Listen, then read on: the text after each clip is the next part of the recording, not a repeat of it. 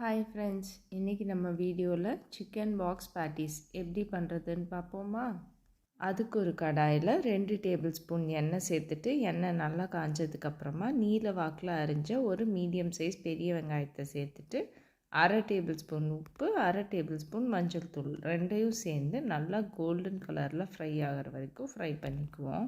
வெங்காயம் நல்லா வதங்கினதுக்கப்புறமா அதில் 1 டேபிள் ஸ்பூன் இஞ்சி பூண்டு paste, 1/2 table spoon chicken masala, 3/4 table spoon தனி மிளகாய் தூள் எல்லாத்தையும் போட்டு பச்சை வாசம் போகிற வரைக்கும் அதை நல்லா எண்ணெயில் வதக்கிக்கலாம். இப்போது அது கூட எலும்பில்லாத ஒரு 150 கிராம் சிக்கனை பொடி பொடியாக நறுக்கி வச்சுருக்கேன்.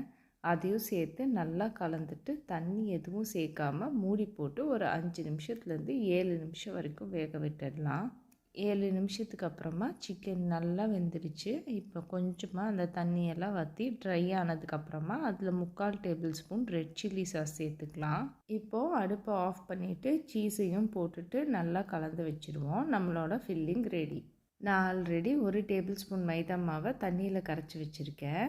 அந்த மைதா மாவு கலவையை சமோசா ஷீட் மேலே தேய்ச்சிட்டு மேலே இன்னொரு ஷீட் வச்சுட்டு நம்ம பண்ணி வச்சுருக்க சிக்கன் ஃபில்லிங்கை நடுவில் வச்சுட்டு அந்த மைதா மாவை 4 பக்கமும் தேய்ச்சி பாக்ஸ் மாதிரி மடித்து எல்லாத்தையும் ரெடி பண்ணிக்கலாம். இப்போ நம்ம செஞ்சு வச்சுருக்க பேட்டிஸ் எல்லாத்தையும் நம்ம ஆல்ரெடி கலந்து வச்சுருக்கிற மைதா மாவில் 2 சைடும் பரட்டிட்டு அதை பிரெட் கம்ஸில் கோட் பண்ணி எடுத்து வச்சுக்கலாம். எல்லா பேட்டிஸையும் இது மாதிரி கோட் பண்ணி எடுத்து வச்சுக்குவோம். இப்போது ஒரு கடாயில் எண்ணெய் சேர்த்துட்டு எண்ணெய் நல்லா காஞ்சதுக்கப்புறமா மீடியம் ஹீட்டில் வச்சுட்டு நம்ம செஞ்சு வச்சுருக்கிற பேட்டிஸ் எல்லாத்தையும் ஒன்று ஒன்றா 2 சைடும் கோல்டன் ப்ரௌன் கலரில் ஃப்ரை பண்ணி எடுத்தோம்னா சிக்கன் பாக்ஸ் பேட்டிஸ் ரெடி. பாய்.